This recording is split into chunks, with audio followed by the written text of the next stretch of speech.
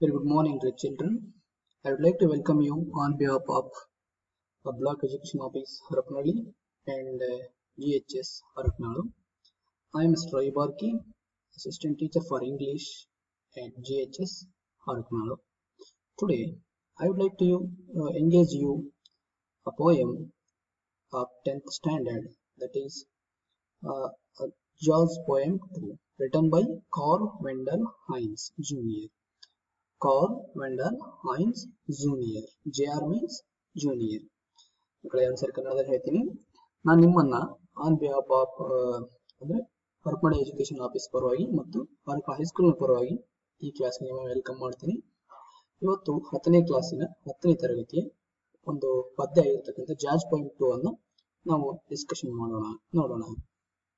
This poem is written by Carl Wendell Heinz Jr. ಇಲ್ಲಿ ಈ ಫೋಟೋದಲ್ಲಿ ಇರ್ತಕ್ಕಂಥ ವ್ಯಕ್ತಿ ಕಾರ್ಲ್ ವೆಂಡಲ್ ಹೈನ್ಸ್ ಜೂನಿಯರ್ ಇವರು.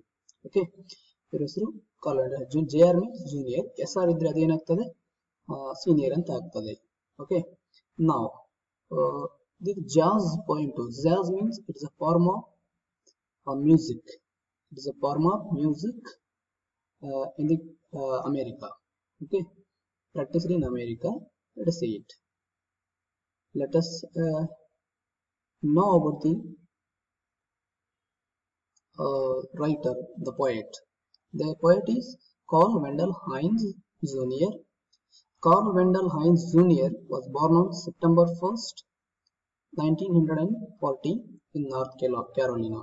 I means ಅಂದರೆ ಕಾರ್ಲ್ ವೆಂಡಲ್ ಹೈನ್ಸ್ ಅನ್ನುವಂಥ ಜೂನಿಯರ್ ಇದಾರಲ್ಲ, ಇವರು ಸೆಪ್ಟೆಂಬರ್ 1st 1940ರಲ್ಲಿ ಈ ನಾರ್ತ್ ಕ್ಯಾರೋಲಿನಾ, ಈ ನಾರ್ತ್ ಕ್ಯಾರೋಲಿನಾ ಅನ್ನೋದು one of the States of USA ಅಂದ್ರೆ ಯುನೈಟೆಡ್ ಸ್ಟೇಟ್ಸ್ ಆಫ್ ಅಮೆರಿಕದ ಒಂದು ರಾಜ್ಯ. ಆ ರಾಜ್ಯದಲ್ಲಿ ಹುಟ್ಟಿರ್ತಾರೆ ಯಾವಾಗ September 1, 1940ರಲ್ಲಿ. He graduated from Tennessee Agricultural and Industrial University in 1962. ಇವರು ಎಲ್ಲಿಂದ ಪದವಿಯನ್ನು ಪಡ್ಕೋತಾರೆ ಅಂದ್ರೆ ಟೆನ್ನೆಸಿ ಅಗ್ರಿಕಲ್ಚರಲ್ ಅಂಡ್ ಇಂಡಸ್ಟ್ರಿಯಲ್ ಯೂನಿವರ್ಸಿಟಿ 1962ರಲ್ಲಿ, ಅಂದ್ರೆ 22ನೇ ವಯಸ್ಸಿಗೆ ಅವರು ತಮ್ಮ ಡಿಗ್ರಿಯನ್ನು ಪಡ್ಕೊಳ್ತಾರೆ. His verses have been hoisted as some of the best by contemporary writers.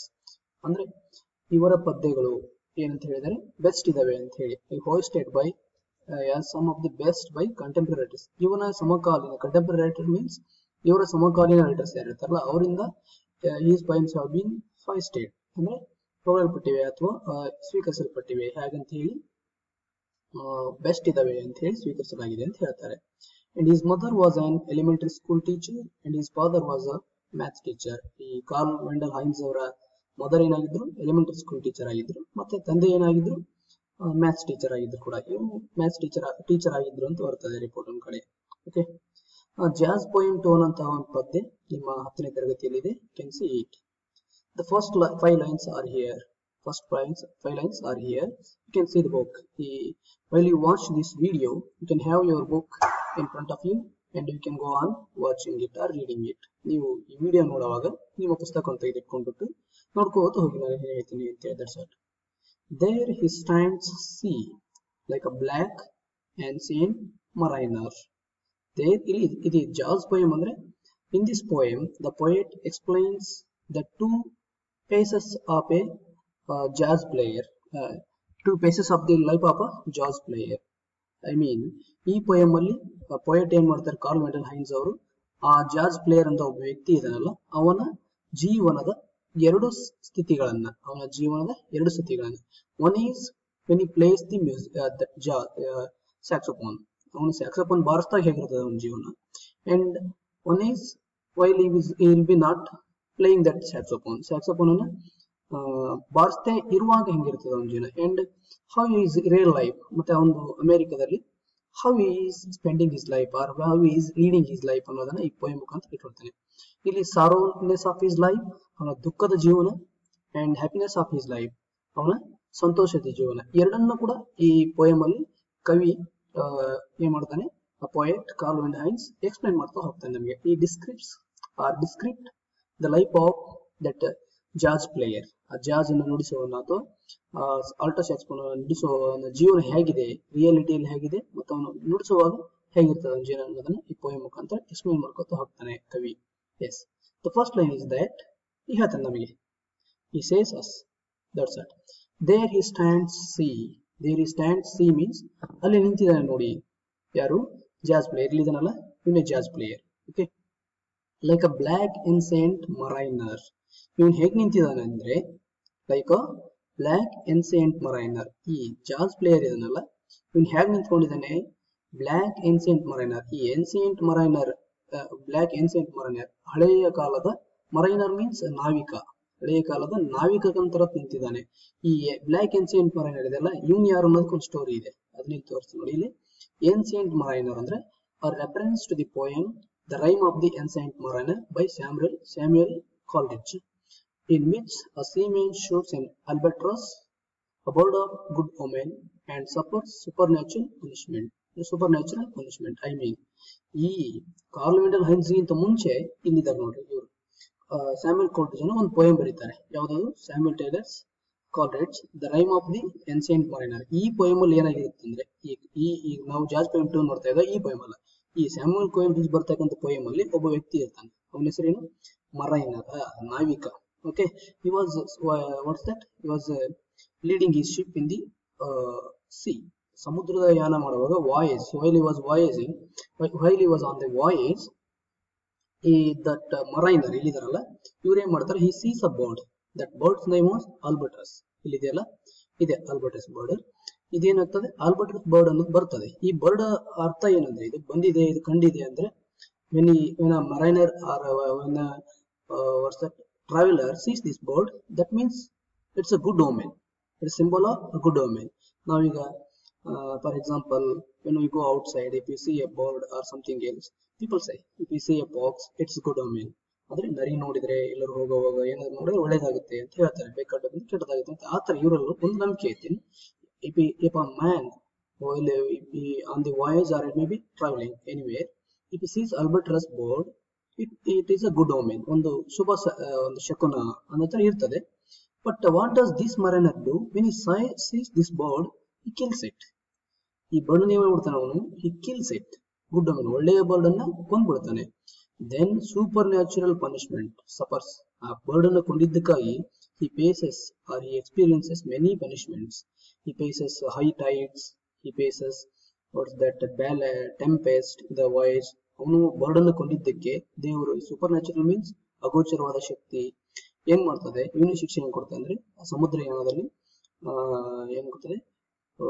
ಬಹಳಷ್ಟು ದೊಡ್ಡ ದೊಡ್ಡ ಅಲೆಗಳು ಬರೋದು, ಮತ್ತೆ ಟೆಂಪೆಸ್ಟ್ ಬಿರುಗಾಳಿಗಳು ಬರೋದು, ಈ ತರ ಶಿಕ್ಷೆಯನ್ನು ನೀವು ಅನುಭವಿಸಬೇಕಾಗ್ತದೆ ಅಂತ ಹೇಳಿ. ಈಗ ನಮ್ಮ ಈ ಜಾಜ್ ಪ್ಲೇಯರ್ ಇದನ್ನಲ್ಲ ಇವನು ಹೇಗೆ ನಿಂತ್ಕೊಂಡಿದ್ದಾನೆ ಅಂದ್ರೆ ಇವ್ನು ನಿಂತ್ಕೊಂಡಿದ್ದಾನಲ್ಲ ಅದೇ ತರ ಇವ್ನು ನಿಂತ್ಕೊಂಡಿದ್ದಾನೆ ಅಂತೇಳಿ ಹೋಲಿಕೆ ಮಾಡಿ ಹೇಳ್ತಾರೆ. ಇಲ್ಲಿ ಏನ್ ಮಾಡ್ತಾರೆ? ಕಂಪೇರ್ಸ್ ಜಾಜ್ ಪ್ಲೇಯರ್ ಅನ್ನ ಯಾರಿಗೆ ಕಂಪೇರ್ ಮಾಡ್ತಾನೆ? ಈ ಬ್ಲ್ಯಾಕ್ ಏನ್ಸಿಯಂಟ್ ಮರೈನರ್ ಇದನ್ನಲ್ಲ ನಾವಿಕ, ಇವನಿಗೆ ಏನ್ ಮಾಡ್ತಾನೆ? ಹೋಲಿಕೆ ಮಾಡ್ತಾನೆ. ಯಾರು? ಕವಿ. ಲೈಕ್ ಅಂದ್ರೆ ನಿಮ್ಮಲ್ಲಿ ಕನ್ನಡದಲ್ಲಿ ಬರ್ತದೆ ಅಲಂಕಾರಗಳು ಅಂತ ಹೇಳಿ.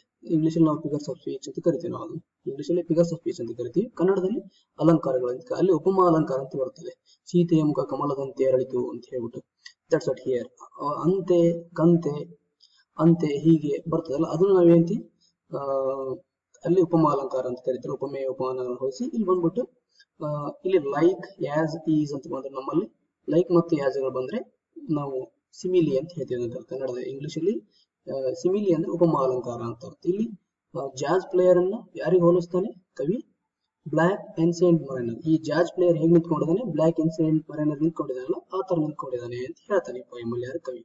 That's it. There he stand see. ಅಲ್ಲಿ ನಿಂತ್ಕೊಂಡಿದ್ದಾನೆ ನೋಡಿ. ಅವ್ನು ಹೆಂಗಿದ್ದಾನೆ? Like a black ancient mariner. ಇವನು ಹೇಗೆ ಕಾಣ್ತಾ ಇದ್ದಾನೆ ಅಂದ್ರೆ ಈ ಬ್ಲ್ಯಾಕ್ ಏನ್ಸಿಯಂಟ್ ಮರೈನರ್ ತರ ಕಾಣ್ತಾ ಇದ್ದಾನೆ ಅಂತ ಹೇಳಿ ನಿಂತ್ಕೊಂಡಿದ್ದಾನೆ ಅಂತ ಹೇಳಿ.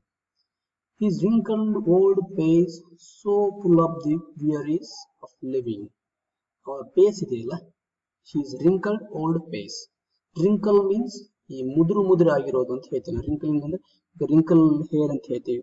ಸುರುಳಿ ಇದ್ದ wrinkle hair ಅಂತ ಹೇಳ್ತಾರೆ. ಚರ್ಮ ಎಲ್ಲ ಸುಕ್ಕಗಟ್ಟಿದ್ರೆ ಅದಕ್ಕೆ wrinkle ಪ್ಯಾಂಟ್. ಈಗ wrinkle ಪ್ಯಾಂಟ್ಸ್ ಅಂತ ಬರುತ್ತೆ. ನಾವು ಹಾಕುವಾಗ wrinkle ಅಂದ್ರೆ ಸುರುಳಿ ಇದ್ದಕ್ಕೆ wrinkle ಪ್ಯಾಂಟ್. ಇಲ್ಲಿ ಏನಿದೆ ಅವನ ಮುಖನೂ ಕೂಡ ಅದೇ ತರ ಸುರುಳಿ ಆಗಿರೋದು, ಗೆರೆ ಎಲ್ಲ ಬಂದು ಹೋಗಿದೆ ಅಂತ ಅರ್ಥ. wrinkled old face. wrinkled old ಅಂದ್ರೆ ವಯಸ್ಸಾದ ಮುಖ ಅಂತ ಅರ್ಥ. ಇಲ್ಲಿ ಬಾಡಿ ಅದು ಹಿಂಗಾಗ್ತದೆ. so full of wearies of living. so full of wearies of living. ಇವನ ಮುಖದಲ್ಲಿ ಏನ್ ಕಾಣಿಸ್ತಾ ಅಂದ್ರೆ ಬರೀ ದುಃಖ ಇದೆ ಕೊಟ್ಟಿದೆ ನೋಡಿ. wrinkle ಅಂದ್ರೆ ಸಿಕ್ಕುಗಟ್ಟಿದ. ವೇರಿಯಸ್ ಆಫ್ ಲಿವಿಂಗ್ ಅಂದ್ರೆ ಜೀವನದಲ್ಲಿ ಏನಿಲ್ಲ, ದಣಿವಾಗಿರತಕ್ಕಂಥ ದಣಿವಾದ ಬಹಳಷ್ಟು ಕಷ್ಟಗಳನ್ನು ಹೊಂದಿರತಕ್ಕಂಥ ಜೀವನ ಒಂದು ಮುಖ ಆಗಿದೆ. ಆ ಮುಖ ಹೇಗಿದೆ, ಎಲ್ಲಿ ನೋಡ್ತಾ ಇದೆ? The old face is turn downward with, ಮುಂದೆ ಇದೆ turn downward with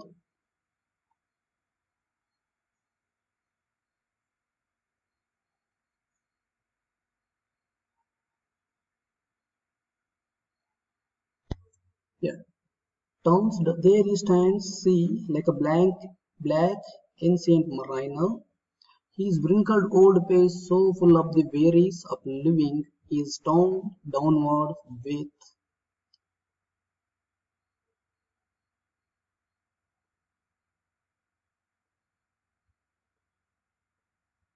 closed eyes.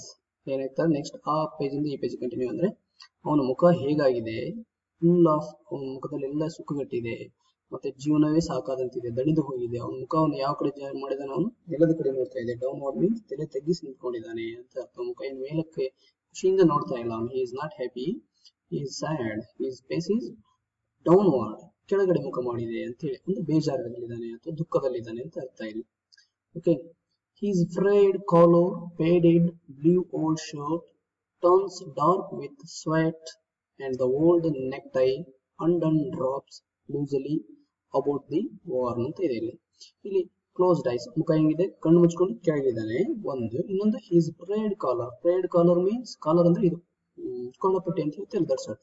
Threading piece of cloth starting to come apart, ಹರಿದು ಚಿಂದಿಯಾಗಿರೋ ಕೊಳ್ಳಪಟ್ಟಿ ಅಂತ ಕೊಟ್ಟಿದ್ದಾರೆ. ಫ್ರೈಡ್ ಕಾಲರ್, ಫ್ರೈಡ್ ಅಂತ ಹರಿದು ಹೋಗಿರ್ತಕ್ಕಂಥ ಕಾಲರ್ ಅಂತ ಅರ್ಥ. And faded blue old shirt, faded ಅಂದ್ರೆ ಕಲರ್ ಫೇಡ್ ಆಗಿದೆ ಅಂತ ಹೇಳ್ತೀವಿ ನಾವು. ಫೇಡ್ ಕಲರ್ ಏನಾದ್ರೆ ಫೇಡ್ ಆಗಿದೆ, ಫೇಡ್ ಮೀನ್ಸ್ ಡಲ್ ಆದಂತ ಅಥವಾ ಮಾಸಿ ಹೋದಂತ ಬ್ಲೂ ಶರ್ಟ್ ಹಾಕೊಂಡಿದ್ದಾನೆ, ಅಥವಾ ಒಂದು ಕಾಲರ್ ಏನಾಗಿದೆ, ಹರಿದು ಹೋಗಿದೆ.